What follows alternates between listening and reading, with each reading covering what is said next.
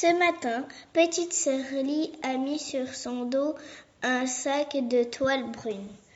Dans ce sac se tiennent bien serrés tous les grains de riz que ses parents ont récoltés précieusement dans la plaine à côté du grand fleuve. Et petite sœur Lee est partie en courant pour vendre ce riz au marché. Mais soudain, un canard sauvage se pose devant elle. Petite sœur Lee, donne-moi du riz. Moi, avec le riz, j'efface les ennuis. Petite sœur Lee ne doit pas gaspiller ce riz. Elle doit le vendre, car ses parents ont besoin d'argent. Mais elle trouve extraordinaire qu'un canard soit capable de tant de bonté. Alors elle ouvre doucement le sac de toile brune et c'est avec plaisir qu'elle offre une petite poignée de riz à un canard si gentil. Et le canard s'envole en lui disant « Merci ». À l'entrée de la forêt de bambous, petite sœur Lee court toujours quand, soudain, un panda se présente devant elle. Petite sœur Lee, donne-moi du riz. Moi, avec le riz, je combats les méchants. Petite sœur Lee trouve formidable qu'un panda soit capable de tant de courage.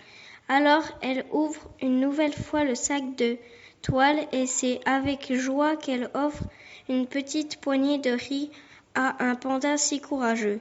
Et le panda se sauve en lui disant « Merci ». Petite sœur Lee court au milieu des bambous quand un singe l'interpelle. Petite sœur Lee, donne-moi du riz.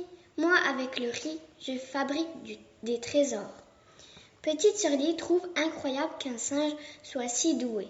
Alors elle ouvre une nouvelle fois le sac de toile et c'est avec admiration qu'elle offre une petite poignée de riz à un singe aussi adroit. Et le singe se sauve en lui disant merci. Mais quand petite sœur Lee traverse le pont, le dragon du fleuve bondit en rugissant. Petite sœur Lee, donne-moi du riz ou je t'avale. Petite sœur Lee a tellement peur du dragon qu'elle lui jette une énorme poignée de riz pour qu'il la laisse tranquille. Mais le dragon ne dit pas merci, vraiment pas du tout. Au contraire, il se fâche de plus belle et il rugit. Petite sœur Lee, tu te moques de moi. Une poignée ne suffit pas. Je veux tout ton riz, donne-le-moi. Et petite sœur Lee court de l'autre côté du pont. Le dragon est furieux, il se dresse pour cracher sa colère contre petite sœur Lee. Il lance des serpents de flammes qui transforment le ciel en brasier. Il avale l'eau du fleuve et la recrache pour noyer petite sœur Lee. L'eau du fleuve monte aux pieds de petite sœur Lee, à ses mollets, assez à sa taille. Petite sœur Lee est secouée par le courant. Elle essaie de nager et lutte pour ne pas se noyer. Mais, hélas, son sac se déchire et les grains de riz sont emportés par l'eau en furie. Petite sœur Lee s'agrippe à une branche de bambou. Petite sœur Lee a froid, petite sœur Lee a peur. Petite sœur Lee a tout perdu. Enfin, c'est ce qu'elle croit. Mais le canard sauvage passe au-dessus d'elle. Petite sœur Lee, pour toi j'ai gardé un grain de riz. Et il crache dans l'eau, en chantant. Petit grain de riz, efface les ennuis de petite sœur Lee. Au contact de l'eau, le grain de riz grossit et il se transforme en un bateau de nacre. Vite, petite sœur Lee, monte dedans. Hélas, petite sœur Lee ne sait pas naviguer. Elle va droit vers le dragon qui la regarde. Arrivée près à la croquer.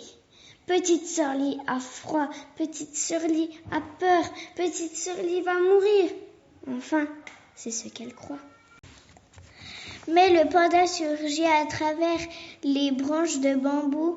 Petite sœur petite sœur Lee, pour toi, j'ai gardé un grain de riz. Vite, il le lance dans la gueule du dragon en chantant. Petit grain de riz, sauve petite sœur Lee du méchant dragon. Aussitôt, le grain de riz devient long et piquant. Il se transforme en une immense épine qui fonce comme une flèche et vient se planter dans la gorge du monstre. Et voilà le dragon qui bâille et s'endort. Il se couche au fond du fleuve et toute l'eau le suit et rentre dans son lit. Petite sœur Lee accroche le bateau au ponton et elle court chez elle, voir si ses parents n'ont pas été emportés par l'eau du fleuve. Quand elle les aperçoit bien vivants sur le seuil de leur maison, le cœur de petite sœur Lee se soulève de joie. Hélas, petite sœur Lee n'a ni riz ni argent. Elle a peur de se faire gronder, car elle revient les mains vides. Elle a tout perdu. Enfin, c'est ce qu'elle croit. Mais le singe saute autour d'elle. Petite sœur Lee, moi aussi pour toi j'ai gardé un grain de riz.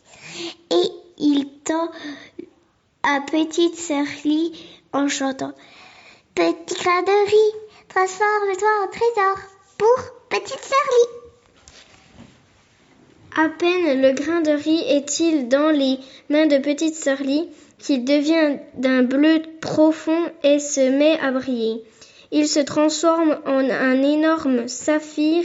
Alors petite sœur Lee court offrir cette pierre précieuse à ses parents et se jette dans leurs bras. Quelle joie pour les parents de petite sœur Lee de retrouver leur fille. Mais aujourd'hui encore, ils n'ont pas compris comment petite sœur Lee a pu leur apporter un tel trésor à la place d'un seul sac de riz, ni comment un canard sauvage, un panda et un singe sont devenus ce jour-là ses amis pour la vie.